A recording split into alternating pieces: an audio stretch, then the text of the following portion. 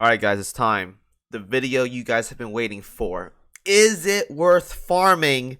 Pledge of the Radiant Court. The long-awaited Royal Navy event is here. And is it worth farming? Let's find out.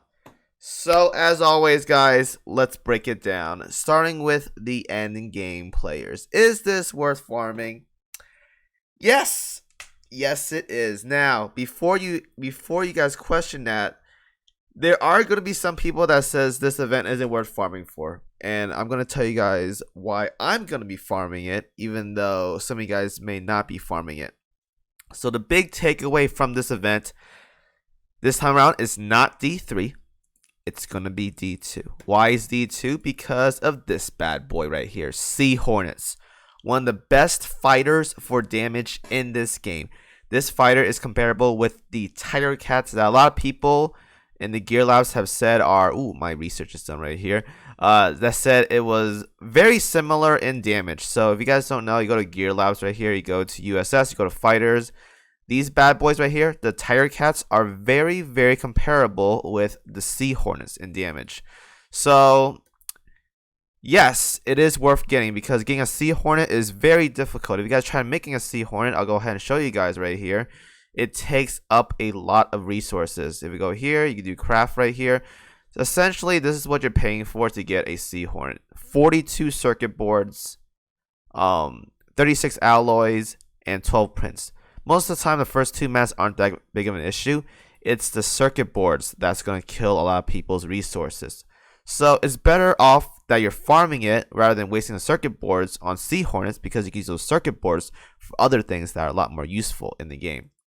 So yes, it is worth farming for.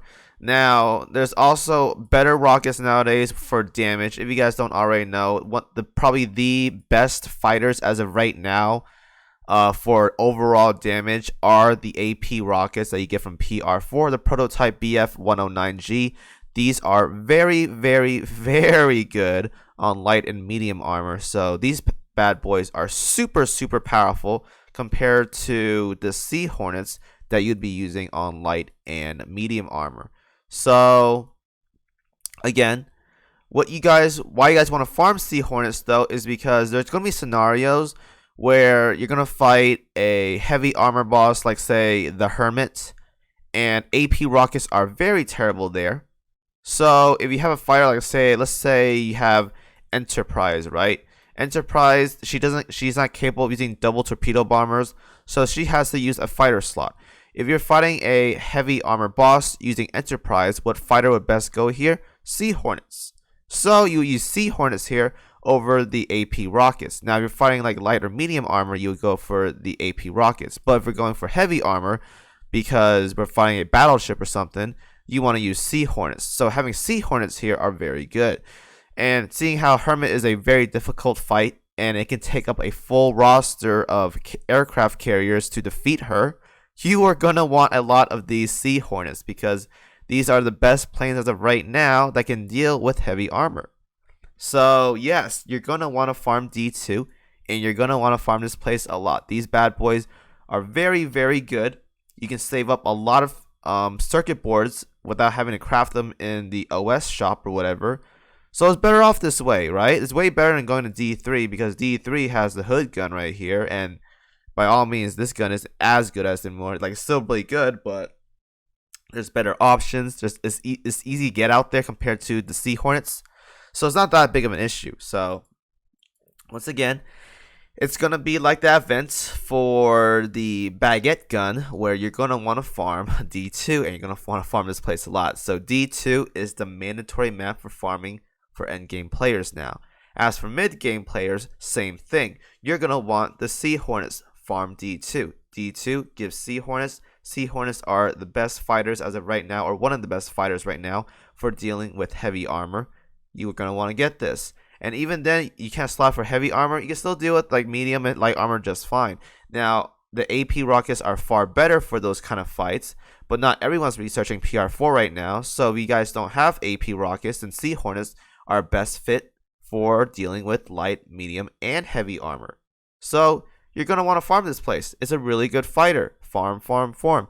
you're going to want the Sea Hornets. And as for early game players, I looked at the maps. I believe the best one was like B2, and it gave like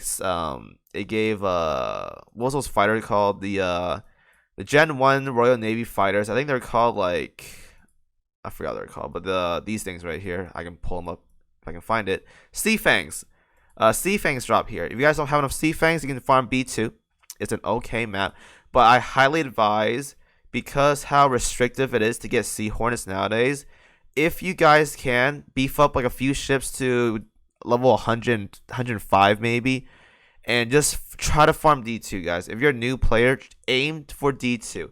I know it's a big of a stretch. It's about level 99 to 100 mobs here, so I'd say if you want to safely farm this place, about 105, 110, depending on what kind of ships you use, is a good place. So make sure, guys, if you guys can farm D2, go for it.